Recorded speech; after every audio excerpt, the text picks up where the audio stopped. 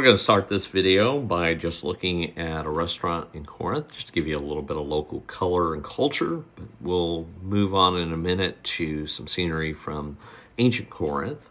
In this piece of the video, you're just going to see us going out on the veranda, sitting out on the Canal of Corinth, which was a project started in 1892 and finished in 1893.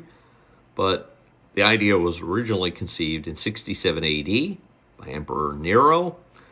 That's a long time for a project to take place and be completed, right? So if you think your local government's slow, consider that the Canal of Corinth was first conceived in 67 and took all the way to 1893 to complete. In this video, we're going to talk about the free exchange of ideas. The idea of free speech has recently made news as the recently re-elected President Donald Trump promised to issue 5 executive orders giving additional protections to lawful speech.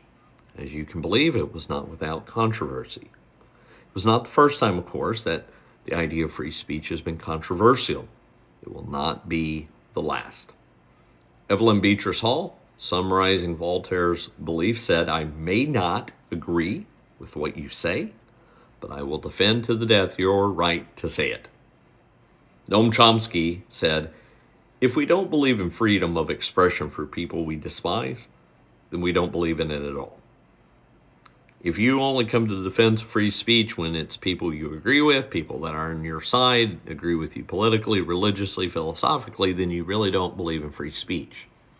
However, if you come to the defense of free speech when people are saying things that you disagree with, things that you may even find offensive, then you really believe in free speech." And that's really where the crux of the matter always lies, right? Will we defend free speech when it's speech that we don't agree with? We base the idea of free speech on the premise that the free exchange of ideas is very good for the state of ideas. Competing ideas have a way of strengthening good ideas and weeding out poor ideas. Think of it as being like natural selection. Just as competition is good for the health of a species, so is competition good for the ecosystem of ideas. My family, the Bromleys, have an ancient coat of arms with the motto "Non inferiora secutus," which for you non-Latin speakers means "I will not follow or have not followed inferior ideas." We should relentlessly pursue truth, even if it forces us to reconsider some of our ideas.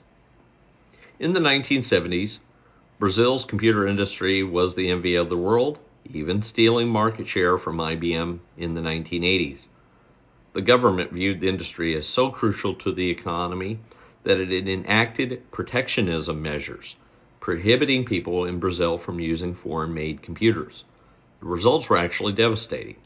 The computer industry there stagnated, failing to benefit from technological advances happening in other parts of the world, eventually making Brazilian computers obsolete. We see the same thing in nature. Species that are overprotected never have a chance to adapt and improve. Forests that are overprotected become populated with weak and sickly growth or become susceptible to devastating forest fires. Ideas that are overprotected begin to lose creativity and vitality and slowly become less compelling even to those who hold on to them.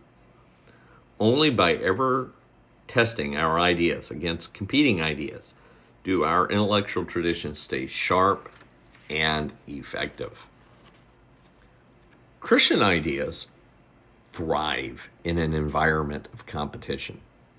Ancient Corinth was the Wild West of spiritualities and ideas. It was a port city. There were tons of different people there, tons of different spiritualities, intellectual ideas, ethnicities, cultures. Had Christianity been a fragile idea that needed careful protection, it would never have flourished there. And its first public introduction was not friendly to the followers of Jesus. In chapter 18 of the book of Acts, Paul gets into a controversial dispute with his own people, the Jews. And we read that Paul was placed on trial for disturbing the peace. He was brought into the agora, that is, into the marketplace, to the Bema, that is, the public hearing space, and was tried by the Roman proconsul Gallio. This was the beginning of Christianity's foothold in Corinth. Christians should not be afraid of intellectual inquiry and pursuit. The life of the mind should be the vocation of some Christians. We need Christians who will contend for Christianity in the public square, drawing from centuries of Christian intellectual tradition. And guess what? We have a wealth of information and people to draw from. Anyone digging into the intellectual tradition of Christianity will find an inexhaustible vein of wealth. Paul writes in 1 Corinthians chapter 1, "For the message of the cross is foolishness to those who are perishing, but to those of us who are being saved, it is the power of God. For it is written, I will destroy the wisdom of the wise, the intelligence of the intellect, and the intelligent I will frustrate." Where is the wise person? Where is the teacher of the law? Where is the philosopher of this age? Has not God made foolish the wisdom of the world? For since in the wisdom of God, the world through its wisdom did not know him, God was pleased through the foolishness of what was preached to save those who believe. Jews demand signs, and Greeks look for wisdom. But we preach Christ crucified, stumbling block to Jews and foolishness to Gentiles. But to those whom God has called, both Jews and Greeks, Christ is the power of God and the wisdom of God.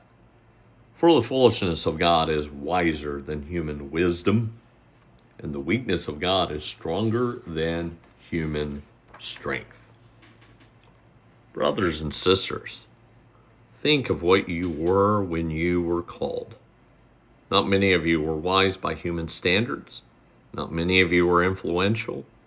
Not many of you were of noble birth. But God chose the foolish things of the world to shame the wise. God chose the weak things of the world to shame the strong. God chose the lowly things of this world and the despised things and the things that are not to nullify the things that are, so that no one may boast before him. It is because of him that you are in Christ Jesus, who has become for us wisdom from God. That is, our righteousness, holiness, and redemption. Therefore, as it is written, let the one who boasts, boast in the Lord.